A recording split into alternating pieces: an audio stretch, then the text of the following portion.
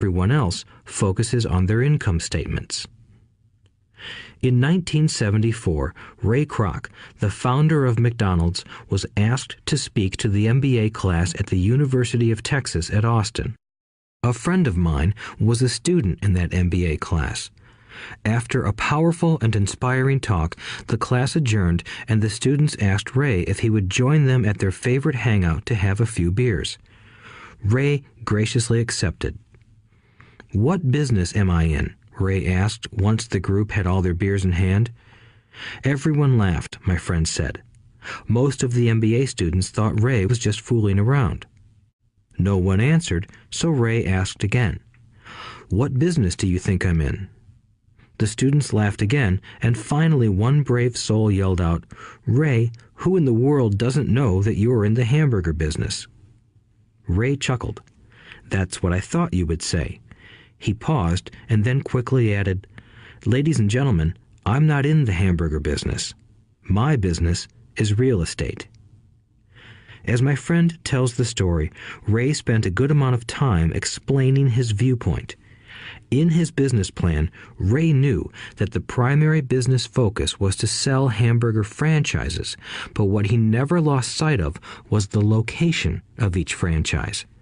He knew that the land and its location were the most significant factors in the success of each franchise. Basically, the person who bought the franchise was also buying the real estate under the franchise for Ray Kroc's organization. Today, McDonald's is the largest single owner of real estate in the world, owning even more than the Catholic Church. McDonald's owns some of the most valuable intersections and street corners in America and around the globe. My friend considers this as one of the most important lessons in his life. Today, he owns car washes, but his business is the real estate under those car washes. The previous chapter presented that most people work for everyone but themselves. They work first for the owners of the company, then for the government through taxes, and finally for the bank that owns their mortgage. When I was a young boy, we did not have a McDonald's nearby. Yet my rich dad was responsible for teaching Mike and me the same lesson that Ray Kroc talked about at the University of Texas. It is secret number 3 of the rich. The secret is mind your own business. Financial struggle is often directly the result of people working all their lives for someone else. Many people will simply have nothing at the end of their working days to show for their efforts. Our current educational system focuses on preparing today's youth to get good jobs by developing scholastic skills.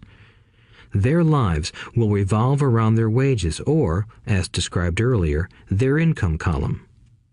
Many will study further to become engineers, scientists, cooks, police officers, artists, writers, and so on.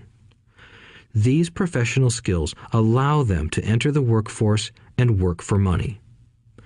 But there is a big difference between your profession and your business. Often I ask people, "What is your business?" And they will say, "Oh, I'm a banker."